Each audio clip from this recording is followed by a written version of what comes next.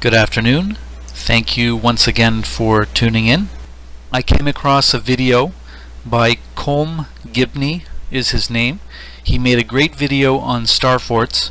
It's only 15 minutes to watch, and in short he takes a historical map, a few maps actually, and compares them to present day ones on Google Earth, Google Maps.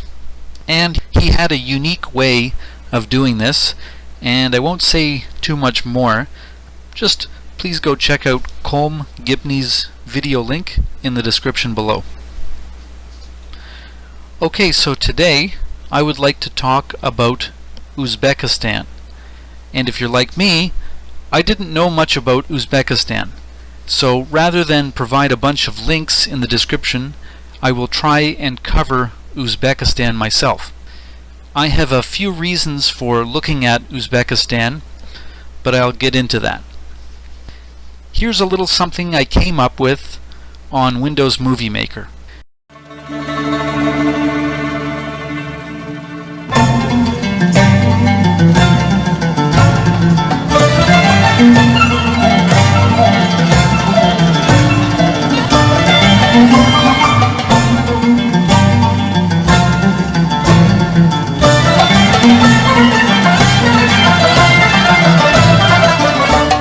Uzbekistan, officially also the Republic of Uzbekistan, is a doubly landlocked sovereign state in Central Asia.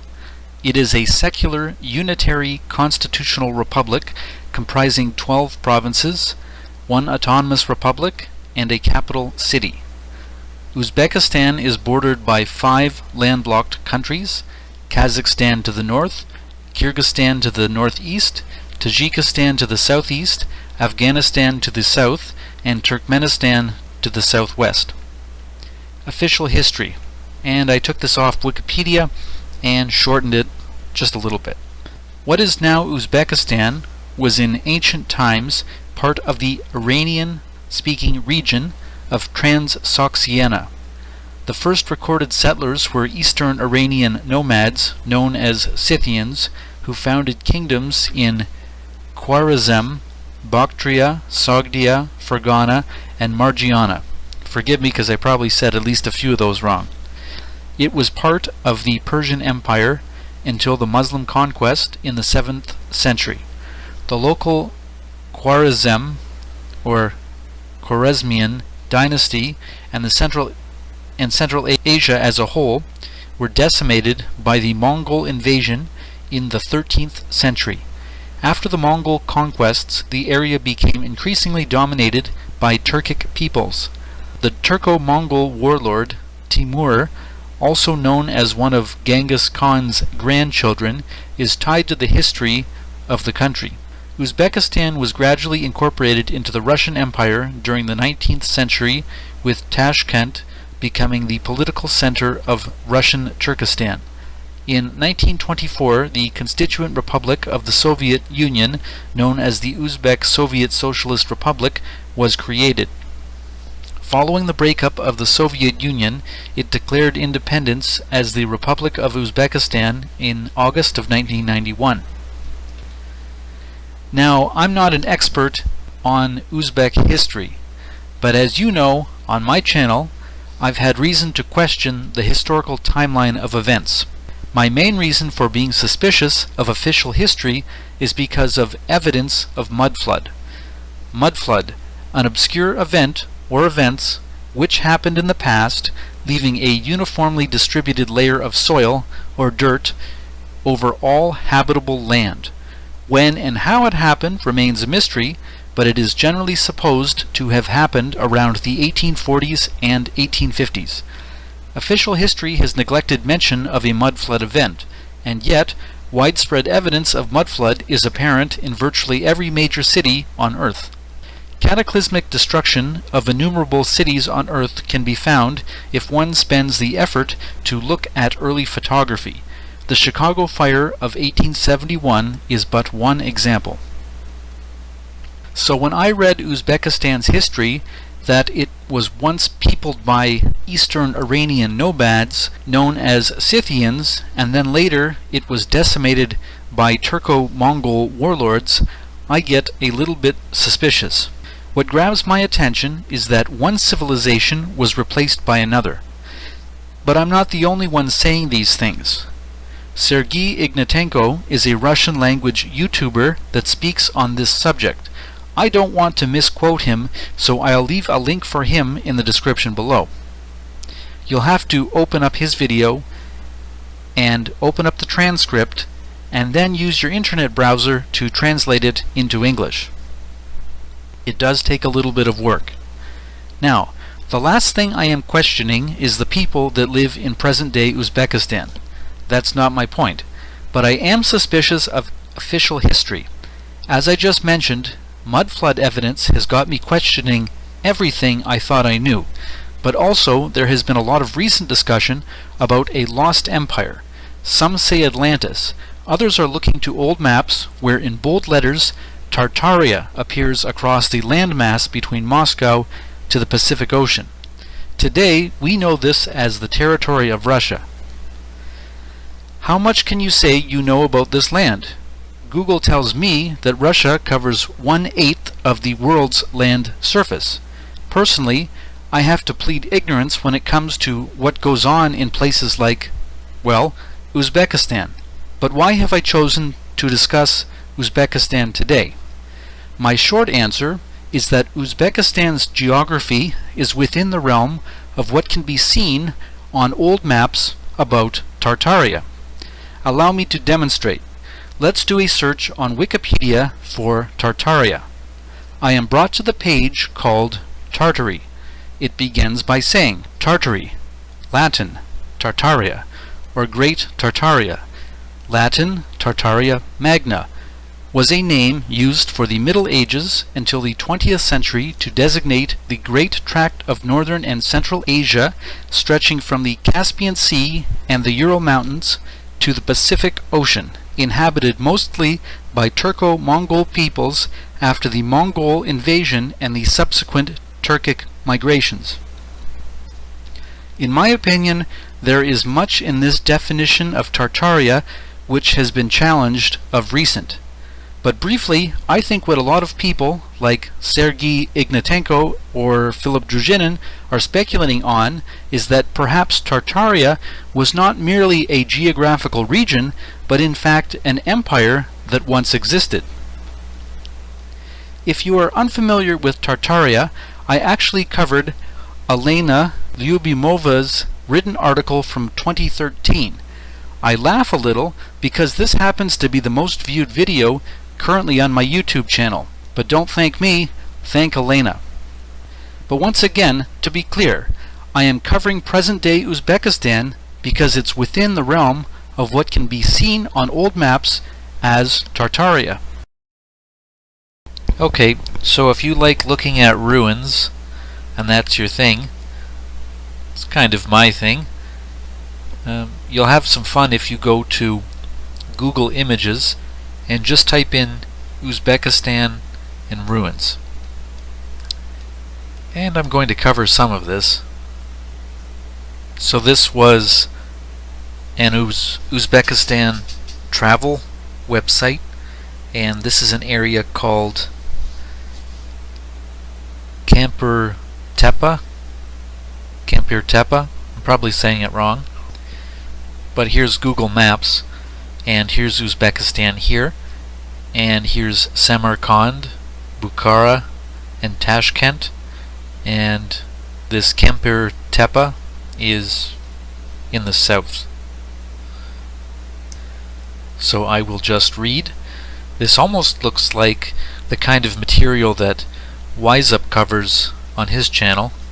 I could go into pointing out that it looks like there's a lot of mud inundation and could speculate on this. But anyway, I'll just read what's written here. Mastering the Citadel, which had multi-meter layers starting from the Hellenistic era, had been started at the end of the 4th century BC. I don't always agree with that. Building of the lower tower, the lower city under a unified plan at the beginning of the 1st century AD and lasted until the reign of the Kushan king Kanishka, the first third of the 2nd century BC. Okay, so I tried looking up Kanishka I, and it looks like he was originally from Peshawar, which is in Pakistan. Maybe this is Kanishka here. Well, again, I'm not really into that history anyway. The monument discovered by the academician E.V. Ritveladze in 1972 was investigated by him for 30 years. Today, more than 70% of its territory has been studied. Kampir Tepe fortress possesses a number of bright characteristics. The massive of a single Kushan housing estate opened here.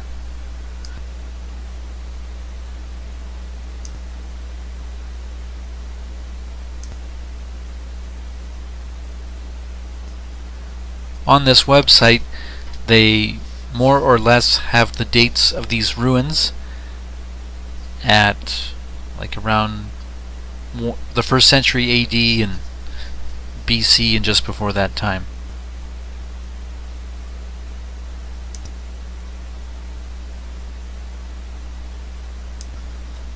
Some of the reading on this website suggests they found some Buddha statues, and it's not clear to me, but they're also mentioning Zoroastrian type of statues, but I have not seen any pictures of those here on this website.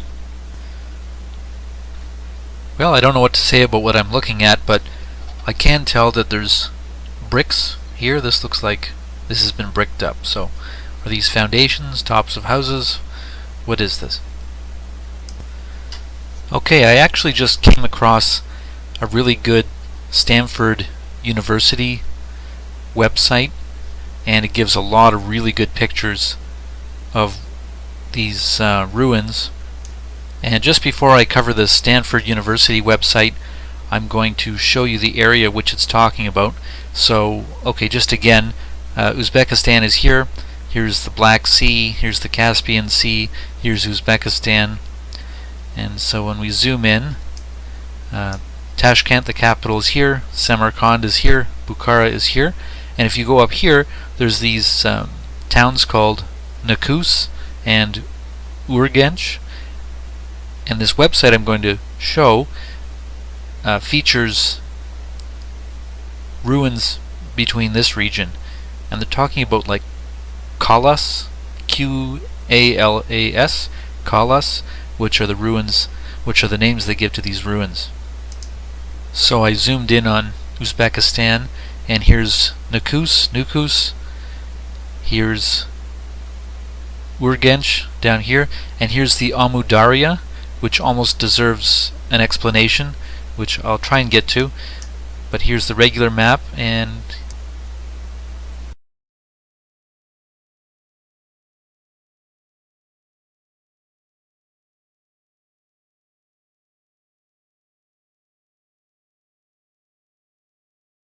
just try and read this information really quickly. Uzbekistan, April 2018, so this is a few months ago. Kalas of Karakol, Pakistan. And I know historically, looking at maps of Tartaria, there is an area called Karakol. So anyway, Kalas of Karakol, Pakistan. The country of Uzbekistan is politically divided into 12 provinces: Andion, Bukhara, Fergana, one capital city, Tashkent, and one autonomous republic. The latter is the rather mysterious Karakol, Pakistan, sometimes called the Forgotten Stan, located in the far west of Uzbekistan. While Karakol, Pakistan is much larger than any of the 12 Uzbek provinces, most of it is a barren flat desert, but on its southeast this desert is dotted with a number of old ruined fortresses, kalas. How can that be? Thousands of years ago, the Amudarya, which is the major river that actually runs along the border, the southern border of Uzbekistan, thousands of years ago, the Amudarya River did not flow into the Aral Sea, that's a desert today, more or less, but into the Caspian Sea during the 2nd millennium BC. Let me show you a map. So here's Uzbekistan here, and this is the Caspian Sea. Here's Transcaucasia. You've got the Black Sea, the Transcaucasia, Caspian Sea, and here's the Caspian. And up here are the is the Aral Sea, and it's pretty much turned into a desert. You can even see it here. So they're saying this Amu Darya, which runs actually along the border of Uzbekistan, used to flow into the Aral rather than the Caspian. They're saying something like that. So this is a typical image of what the Aral Sea looks like today. Sorry if I'm repeating myself, but I'll start reading again. Thousands of years ago, the Amu Darya River did not flow into the Aral Sea, which is a desert with, deserted ships, but the Caspian Sea, which is the bigger sea to the west.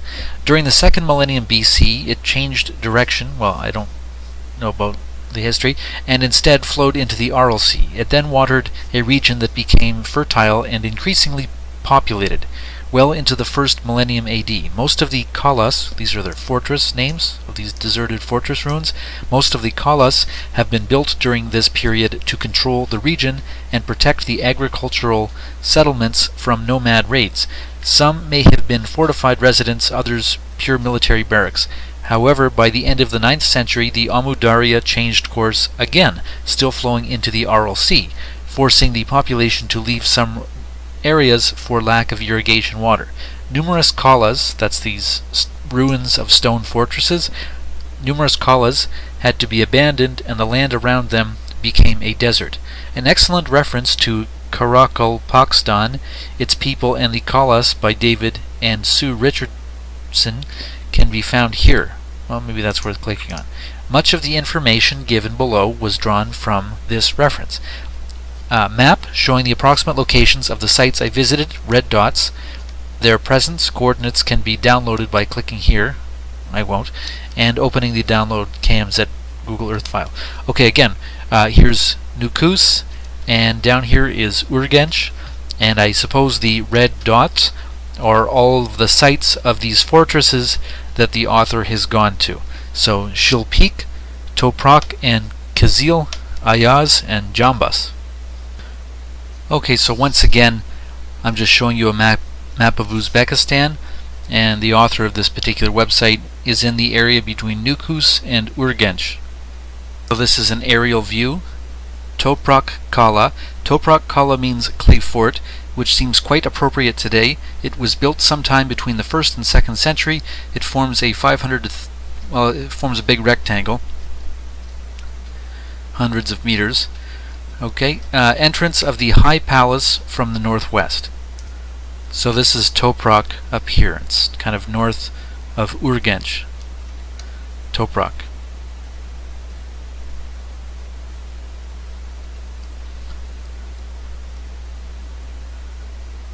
Be nice if there was a man or a woman standing by just to get the scale of the picture. Again, Toprak.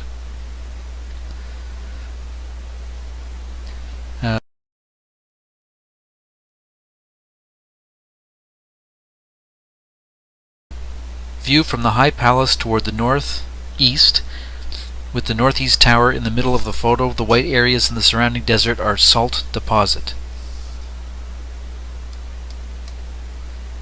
View toward the northwest tower at the center of the photo.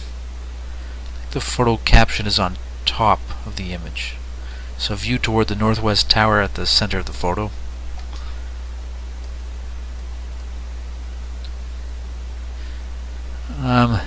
View from the High Palace toward the northeast corner of the enclosing high wall. Note again the salt deposits. I guess they're saying this is the salt deposits.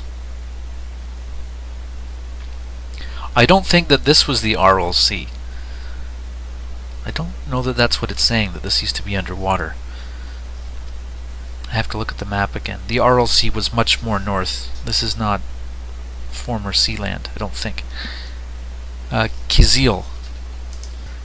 Okay, so again on this guy's map, Toprak and Kizil, so we're still in this area.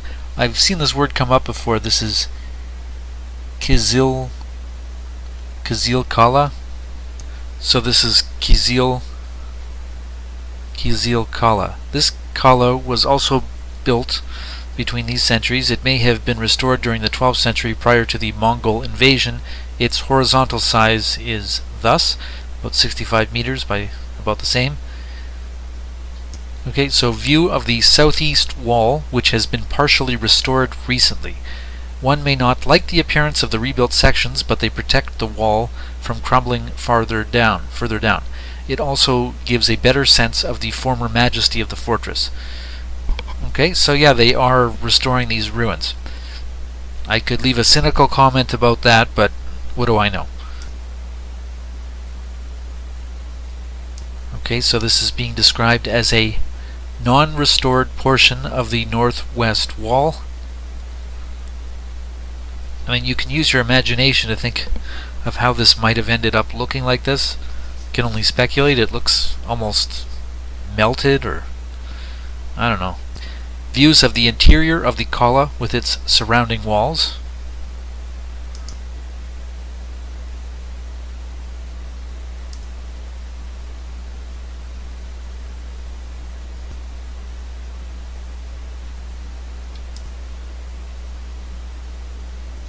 Okay, so I looked at the map again, and we haven't covered it yet. We're getting there, but the next place we're looking at is Ayaz, so it's a little bit northeast.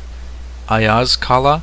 This site consists of two main structures: a large defensive refuge referred to as Ayaz Kala I, dating from the 4th or whatever century, on top of that flat hill that provides views over the surrounding plain. A much smaller feudal fort referred to as Ayaz Kala II, built between those centuries, standing on a smaller hill south of Ayaz Kala I.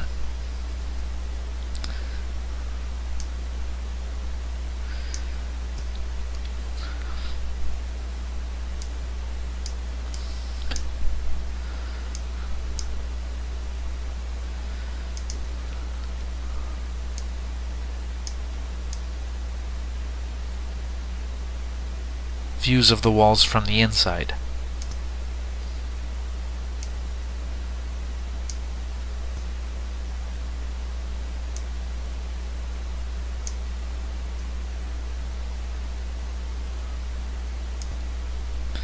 And well, I could speculate on what we're looking at here, but I'm not quite sure myself. Views over Ayaz Kala II from the southwest corner of Ayaz Kala I. So we're on the Ayaz Kala I, and we're looking over to number 2. I couldn't help it. I went and Google image searched Devil's Tower, Wyoming. I'm not saying it's the same thing, but I just wanted to compare the image, because it does look a little bit like a tree stump. And yet it's got windows. Okay, so the next one I guess we're looking at is Janbas Kala. Janbas Kala is the most impressive Kala I visited. As I arrived at the site quite late in the afternoon, the lighting was much better than for the previously visited Kalas. It has slightly twisted a rectangular layout, and its walls measure up to 20 meters. Let's sneak another one in here. View of the northwest wall. The current entrance into the enclosure is the opening on the right.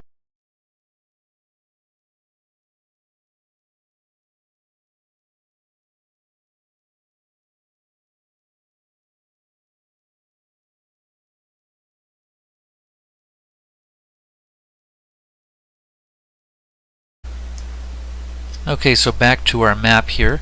We looked at Toprak and Kizil Ayaz, and now we're looking at Janbas, although it's written down below as Janbas. Okay, so here's Janbas.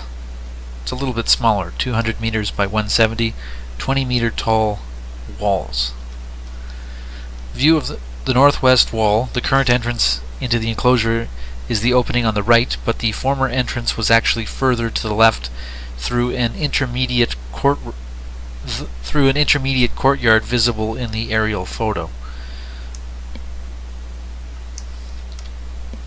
Wall of the entrance courtyard, to take his word for it. View of the entrance courtyard. view of the walls from the inside. The double walls contained at least 2, probably 3 levels of archer galleries. Bows and arrows, okay. Don't know about that.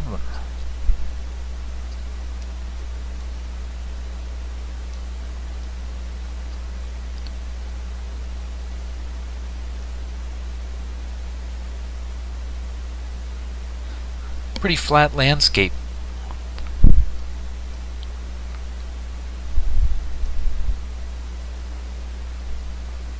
Okay, now we're looking at Shill Peak, or Chill Peak. For lack of a better place, I included this monument in the page despite the fact that it probably never served as a fortress, although it may look like one. Instead, it is believed to be a tower of silence, a dogma, built by Zoroastrians for exposing dead bodies to the vulture's excarnation. Okay, I think maybe, okay. Excavations suggest that it has been used up to the time of the Arab invasion in the 7th century, that's the Muslim invasion, as Zoroastrianism was the official religion of the region prior to Islam. The approximately circular top of the tower has a diameter of 65 to 70 meters. So this is even smaller. So looking at this map again, this is Shill Peak, or Chill Peak, up here. It's along the Amu Darya. So this is the Shill Peak, or Chill Peak one. What are they saying? The tower seen from the base. Platform at the top with the Amu Darya River and Turkmenistan in the background. I guess this is the Amu Darya River. It's flowing through here, and this is Turkmenistan. This is the Amu Darya. This is the main page, and I will leave this as a link in the description below. And I'll probably look at this more myself later. These are just a few images that I pulled off of Google Images. I'll go through them. This is Toprak Kala. That was actually in the website I covered. This is also Toprak Kala. Toprak Kala as well. Toprak Kala. Not sure where this came from. This is Uzbekistan ruins.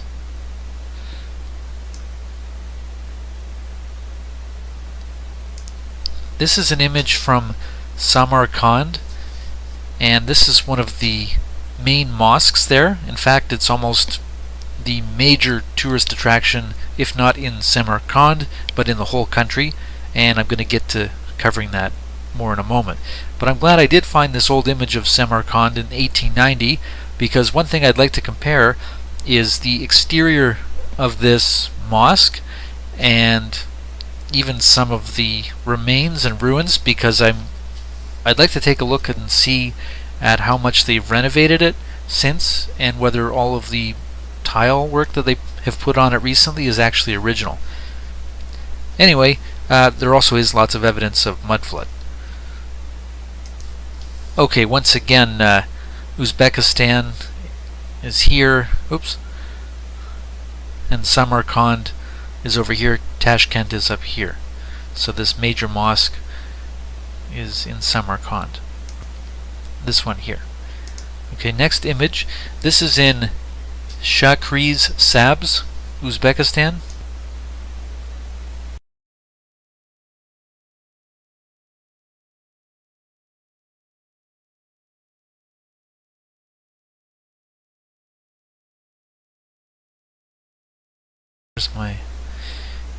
So I looked up Shakriz Sabz, Uzbekistan, and it's south of Samarkand. But this is one of the main ruins that I see is from this area, Shakriz Sabz, Uzbekistan. Okay, and I just Google image searched Shakriz Sabz.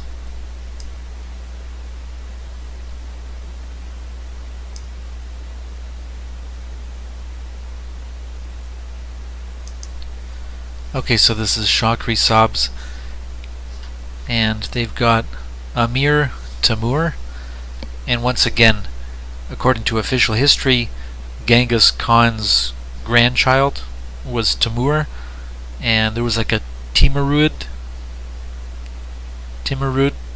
dynasty in this area, and so he's got a statue of him. Okay, now I'm going to turn to covering some of the major cities in Uzbekistan. So I'd like to start with Bukhara. Let's just try to give a really brief reading. Bukhara is a city museum with about 140 architectural monuments. The nation's fifth largest city. It had a population of 250,000 as of the 31st of August 2016. People have inhabited the region around Bukhara for at least 5 millennia, and the city has existed for half that time.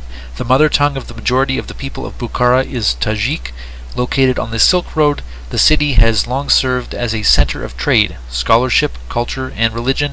UNESCO has listed the historic center of Bukhara, which contains numerous mosques and madrasas, as a World Heritage Site. I'll get some better pictures in a moment, but we're talking about the Kalyan or Kalan minaret, the Great Minaret. The Kalyan minaret, more properly Minara-i-Kalan, also known as the Tower of Death, as according to legend it is the site where criminals were executed by being thrown off the top for centuries. The minaret is most famed part of the ensemble and dominates over historical center of the city. The role of the minaret is largely for traditional and decorative purposes. Oh, I guess it is this one. This is the Kalyan minaret. Okay. Next, the Kalan Mosque, arguably completed in 1514, is equal to the Bibi Kanim Mosque. This is in Samarkand, so this is not the same city. We're looking at Bukhara right now, and so we're looking at the Kalan Mosque, not this one, which is in Samarkand. Anyway, this one in Bukhara is able to accommodate 12,000 people. Well, let's just go look at some pictures of it. Okay, so here's the Kalan Mosque. And we talked about this tower a minute ago. This is both in Bukhara. We're talking about Bukhara. So this is again a different view of the Kalan Mosque in Bukhara. Once again, the Kalan Mosque in Bukhara. And this is neat. This is the Kalan Mosque in Bukhara, but this is an old image. And you can see it's not very well kept. Is there anything in the picture we can discern as far as the structure of the building? Well, I don't know. Did these bases hold framing, perhaps? Is there something we can read into there? I did go looking up some old images of Bukhara, and I came across some Uzbek and Russian websites. So this is an old image of Bukhara. You can see what was that mosque called again? And that tower. Looks pretty messy. Looks like it hasn't really been inhabited. I mean, does a city that's been inhabited continually look like this? I'll try to remember to provide a link. That's not a very nice subject. This is another old image for Bukhara. Looks like an Italian website. Okay, so I guess I'll just finish Bukhara off with the, what do they call it? Mir al-Arab Madrasa? Mir-e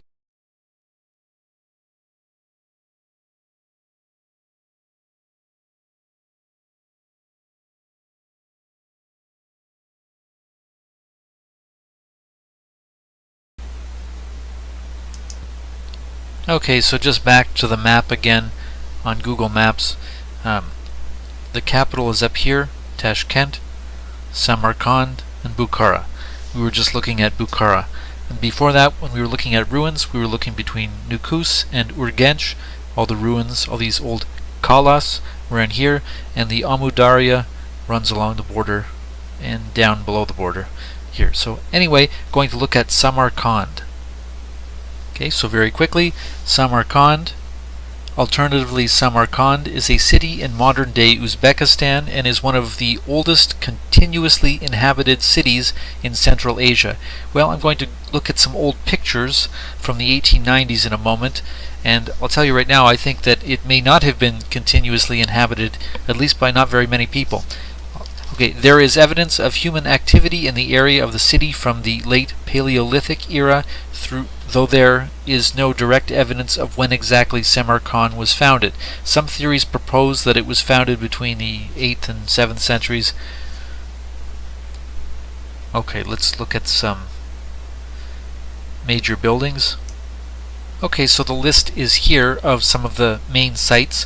The Registan, the Bibi Khanim Mosque replica, so it's been rebuilt. We're going to look at that in a second. Gur-e-Amir and the Observatory of Ulubeg. So this is the Registan in Samarkand. And I looked up some old images from the 1890s, and this is also the Registan in Samarkand. Here's another image of the Sherdor Madrasa, Registan, Samarkand, and this is 1890. And you've got to wonder why the bushes are so overgrown like this. It's like nobody trimmed them.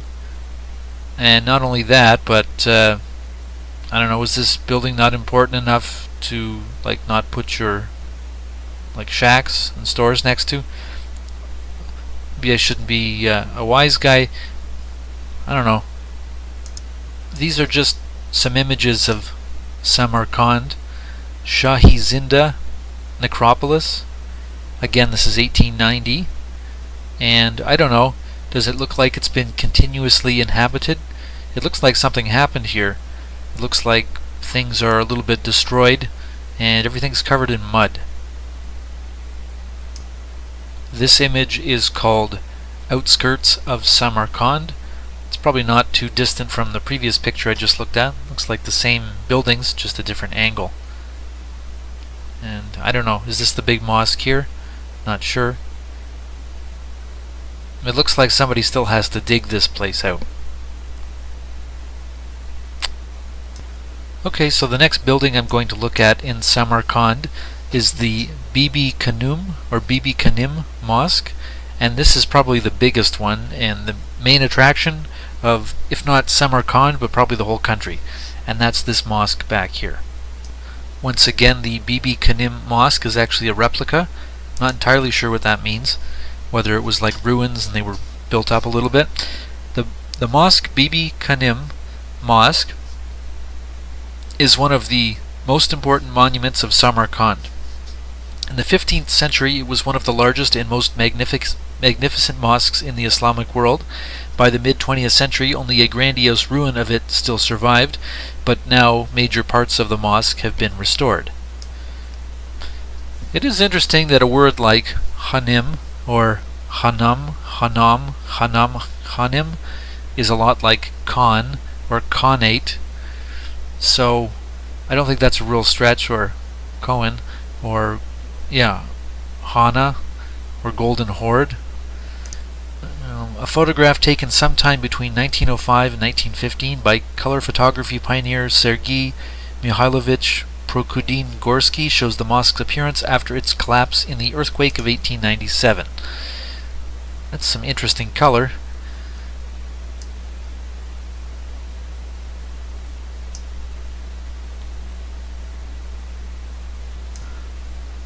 Okay, there is a caption: the ruins of the mosque around the turn of the century as depicted in Samarkand by Richard Karlovich Zomer.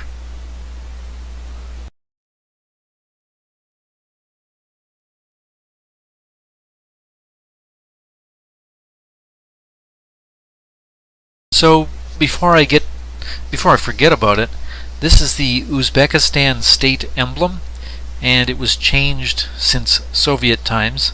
Here's the flag. I'll just read this. The state emblem of Uzbekistan was adopted on June the 2nd, 1992. It is similar to the emblem of the previous Uzbek SSR, which I think is this here. Like other post-Soviet republics whose symbols do not predate the October Revolution, the current emblem retains some components of the Soviet one. Well, it's saying that somehow this Star of Rub el-Hizb, which is a square within a square with a circle in the middle, is a symbol of Islam, and somehow that's incorporated into the symbol.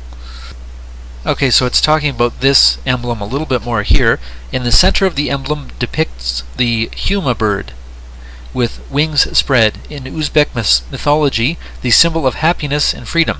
Uzbek poet Alisher Navoy characterized the bird humo as the kindest of all living beings.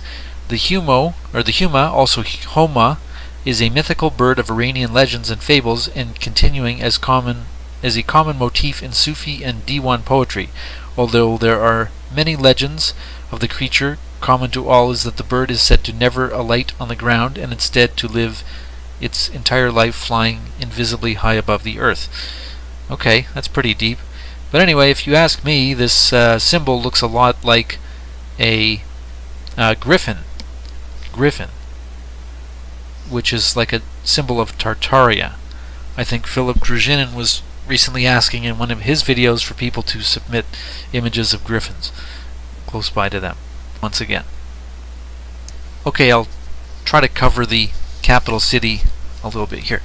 Tashkent is the capital of the largest city of Uzbekistan, as well as the most populated city in ex-Soviet Central Asia.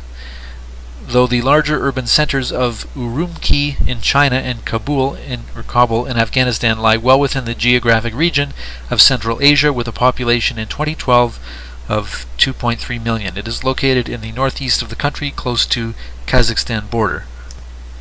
Okay, once again, Tashkent is up here, which actually borders Kazakhstan, Kyrgyzstan, and Tajikistan. Kind of goes up this way.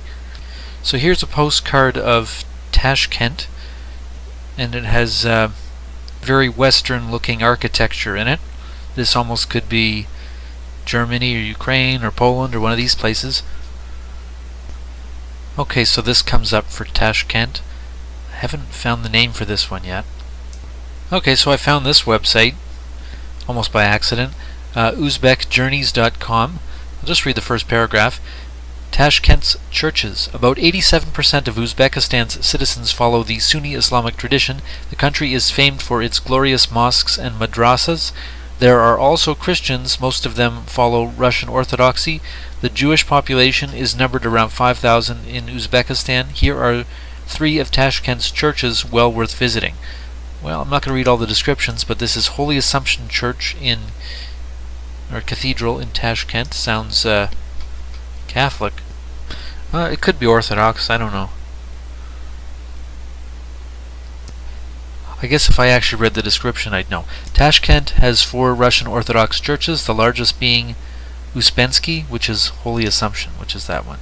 Okay, this one is Sacred Heart of Jesus Church is popularly known as the Polish Church because Polish soldiers stationed there in Tsarist times wished to have a place for worship.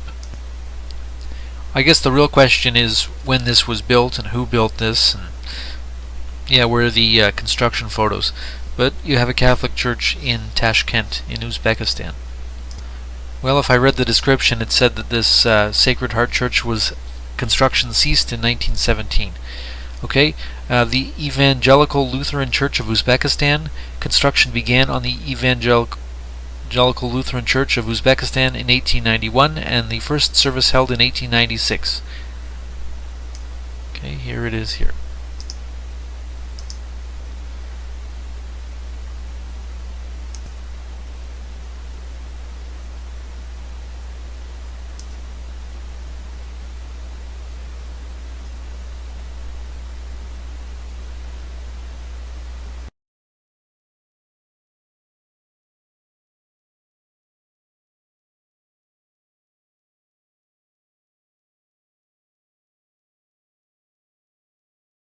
Okay, so I wanted to read about the Amudarya, as it actually runs along the border, the southern border of Uzbekistan.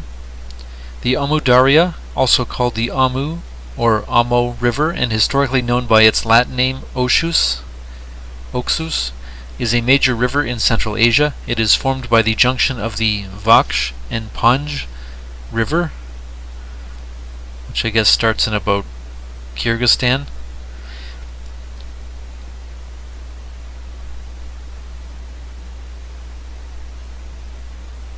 and flows from the north westwards into the southern remnants of the Aral Sea. Oh yeah, I want to look at Aral Sea as well. In ancient times, the river was regarded as the boundary between Greater Iran and Turan. Okay, so here's a map. I think this is the Caspian up here. No, I'm sure of it. And it flows along Uzbekistan's border. Oh no, wait a minute, that might be the Aral Sea. Actually, that's right, because Uzbekistan is a landlocked country. I just wasn't used to seeing the Aral Sea so large. Anyway, so yeah, the Amu Darya flows down through here. Apparently it originally flowed from the Caspian at different points in history. Okay, I'll read about the Aral Sea. The Aral Sea was an endorheic lake with no outflow lying between Kazakhstan in the north and Uzbekistan, Karakalpakstan in the south. The name roughly translates as Sea of Islands, referring to over 1,100 islands that had dotted its waters. In the Turkic languages, Aral means island archipelago. The Aral Sea drainage basin encompasses Uzbekistan and parts of Tajikistan, Turkmenistan, Kyrgyzstan, Kazakhstan, Afghanistan, and Iran. I didn't read the whole article, but it said that there's efforts to try to restore the Aral Sea. And there's this file that shows this. Okay, so I found a chart. 1957, the level of the Aral Sea in late 1950s is customarily used as the reference to see how much water has been lost. 1982, in the early 1980s, the accelerating drop of the sea level is evident. Salinity is rising, fisheries are shrinking. 2000, the Aral Sea splits into north and south. Not only has it lost most of its water, but fishing is also nearly gone. The Kok Aral Dam begins to allow water in North Aral Sea to rise. And 2015, despite the expansion of North Aral Sea, only some 8% of the water volume of the late 1950s remains. And so this is how you get a lot of images that look like this today.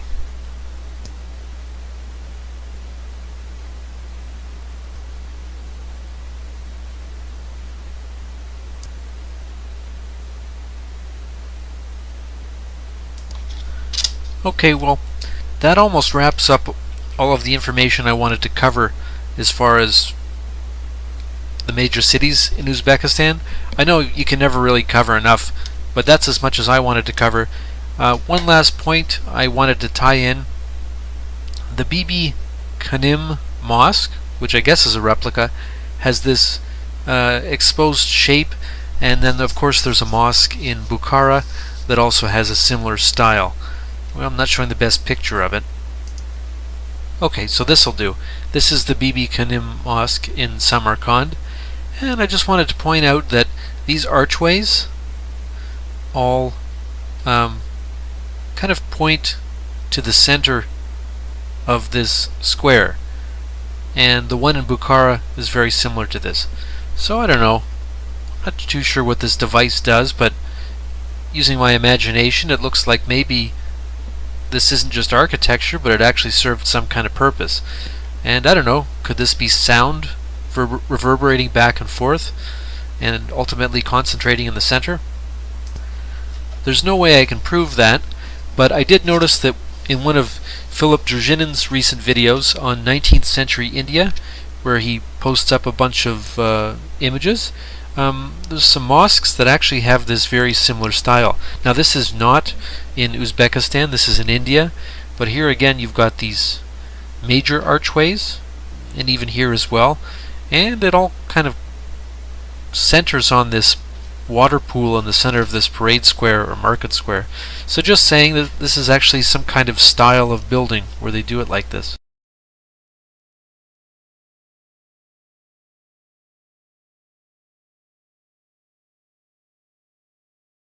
Screenshot.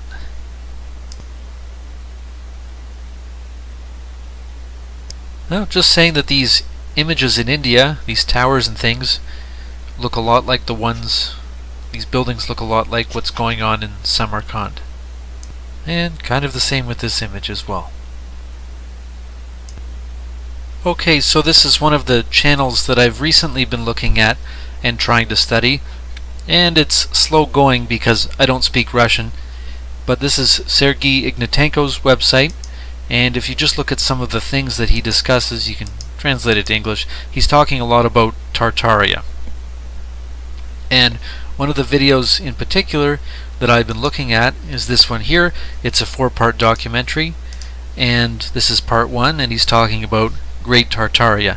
Now this video came out in May of 2016, so it's about a year and a half old.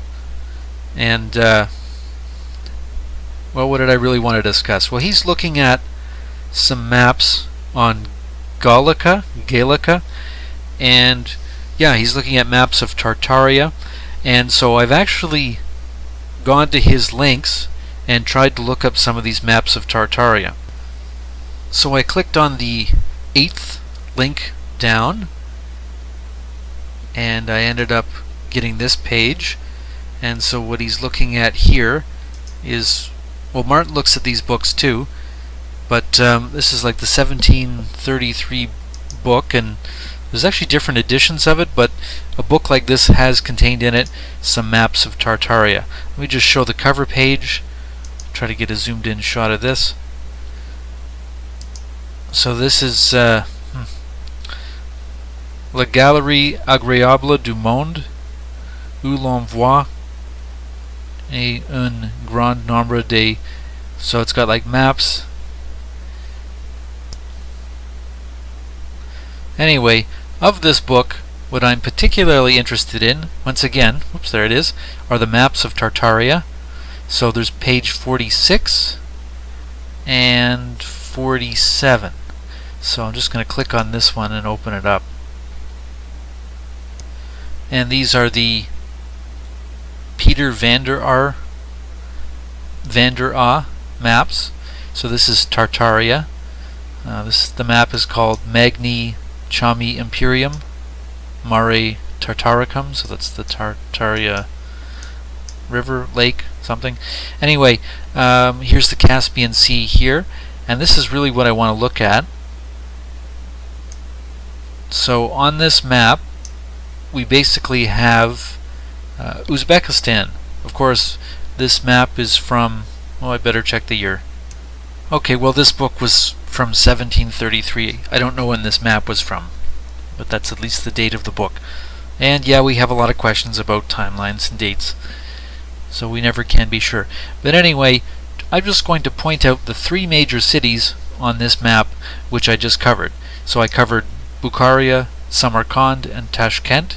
So here's the Caspian. Doesn't look like the Aral Sea really shows up, but here's Bukharia, or Bukhara, spelled a little bit differently. And here's Samarkand, and I guess Tashkent should be over here somewhere. Actually, I'm remembering that Tashkent really isn't coming up on this map. But here's where I've been putting a little bit of effort into this. So if this is Bukhara and this is Samarkand, how about all the other names on the map? Can we look into those and find out if all these other cities exist? Okay, so here's what I did. This is the exact same number 46 map in the van der Aa map on Tartaria. And here's Bukhara, here's Samarkand, and just with the paint program I cut out all the city names and put them along the side here. Then with pencil and paper I wrote them all down, and then I typed them out. Here's another map that appears in Peter van der Aa's book of 1733. This map is called La Grande Tartarie, and I did the same thing. I zoomed in. Here's Bukhara, here's Samarkand. So this is map 47, or basically page 47 in the book, and I cut all the names out. Here's Samarkand, Bukhara, Tashkent appears on this one. Cut them out, and I wrote them all down and typed them up.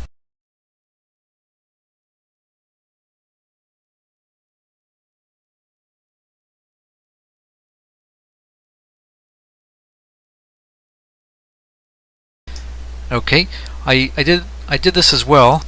Okay, on the 7th link down on Sergei Ignatenko's links, he included another map, and I call this one the Scary Face map, because unfortunately they've got these evil looking figures down here, which I don't even really want to look at.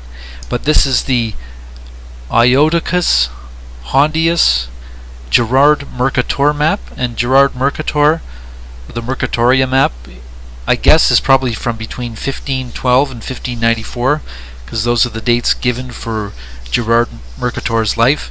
I think that's what that is. But anyway, once again, here's Uzbekistan. I was almost hoping to take the shape of Uzbekistan and superimpose it on top of this map, just to see what would happen. Granted, this map might not be to scale, but you know, it might give an idea on these city names. But anyway, long story short, here's Samarkand and here's Bukhara, and I think Tashkent appears on this as well. Okay, Tashkent appears up here. So this has the three major cities. Now, as far as all the other cities, I really have no clue. You might accuse me for having too much time on my hands. That's actually not true. But this is the Scary Face map, Gerard Mercator and Samarkand, Bukhara, and once again I cut out all the city names. It's very quick and easy to do. Stuck them here, wrote them down pencil and paper, and then I typed them out. Okay, so then I took all of these map names from View 46 map, View 47, from the Vander Aar map, and then the Scary Face map, and then I took all the names of the modern cities of Uzbekistan today, and I put them in a column as well. So now I can compare the historical names on these maps with the cities in Uzbekistan today. Right, so I did that. And I'm going to try and leave these in the description below somehow, although I think this is a lot of material to retype in the description. I'm only going to use a couple examples. I hope this isn't boring for people, but I'm going to use a couple examples. So there's this city called Taras, and it appears on this map, and this map. Taras,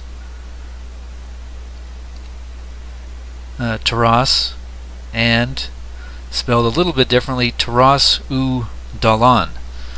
Now I don't want to get off track, but I knew a Ukrainian guy with the name Taras. I'm not saying that's connected, but the problem is that when I went to look at the cities of Uzbekistan today, I did not see a Taras. Termez is...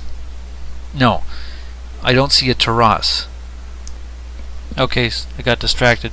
Forgot where I was. Okay, but anyway, this is the Scary Face map, and here's Samarkand, here's Bukhara, and above Samarkand is Taras up here, just to show you it's the Scary Face one, right? So this is the Gerard Mercator map, and Taras appears on it here. Oh, okay, so I think this is map 46 from the Vander Aar book, and Taras is actually up to the east, but there is a Taras here. Okay, so this is map 47 in the Vander Aar Tartaria map. I'll zoom out in a moment.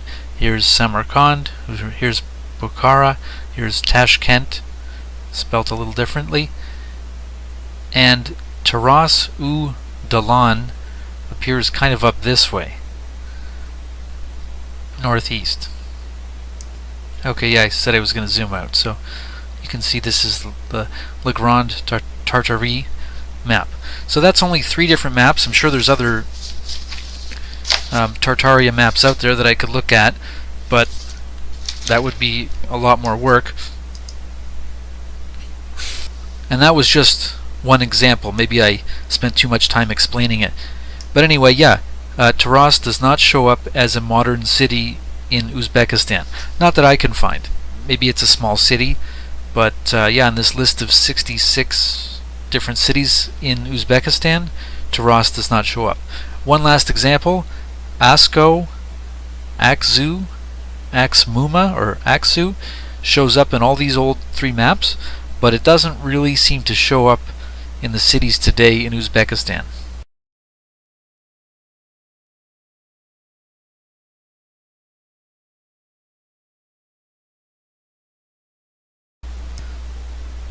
Okay, so there's a lot of neat things I could point out having looked at these maps. The main purpose of what I was trying to do is to look at maps of Tartaria and to try and see if the city names match up with present-day cities that we understand today. And this would provide some kind of continuity between these ancient cities and the modern ones we have today. And, well, this is kind of getting at mudflood and Tartaria and trying to make connections. I haven't really explained it very well, but hopefully you can see what I'm doing. This is map 47, and I will point out that there are a few recognizable cities today. Like this is Afghanistan down here. Interesting that they call this area the Indies, right? So I guess this is the East Indies. This is not India, but now when we understand the West Indies, well, this makes a bit more sense. But here's Kabul, Afghanistan, Kandahar, I guess I just mentioned that. But what was neat that came up is Petit Tibet Royaume. This Royaume comes up a lot. I think it's almost like a royalty or like monarchy, like a kingdom almost. And there's a few other ones. But yeah, Petit Tibet Royaume. But this is nowhere near Tibet. Just to show you, like Tibet is Western China almost, and well, Turkmenistan's way up here. So to have places here called Little Tibet, is it the same? Could it just be a coincidence of names? Okay, so I'm all over the place with ideas, but these were the most interesting things I came across. So Sergei Ignatenko, in his video on Tartaria and the history of Siberia, starts talking about the different costume dress that was apparent in some of these areas, right? And one of the main things he starts talking about is this one here. This is a Tibetan.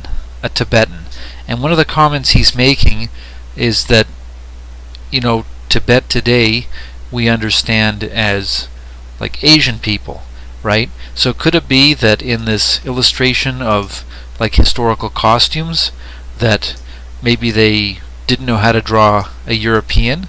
Well, then he goes and shows some other images of some of the other cultures, and he'll show that, like, no, if you look at like Koreans or some of the Chinese or Japanese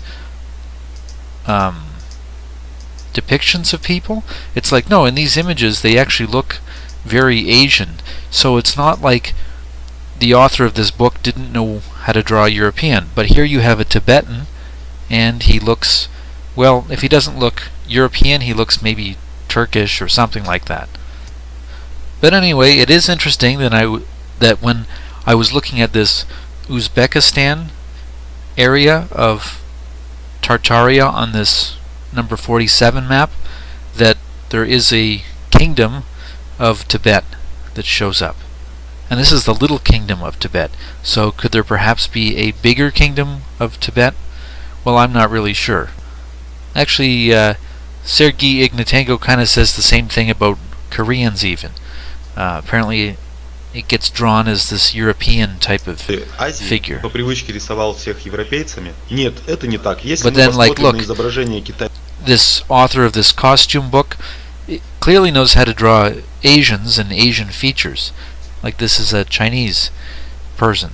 So, yeah, maybe, well, this costume book that he references off of the Gaelica website is from 1844. So I don't know, were people in Tartaria different in appearance according to what they should be, like in these geographical regions of Korea, Tibet, and different parts of Tartaria? Anyway, it's late, and I think that covers all the things I wanted to talk about. Hopefully that's clear enough.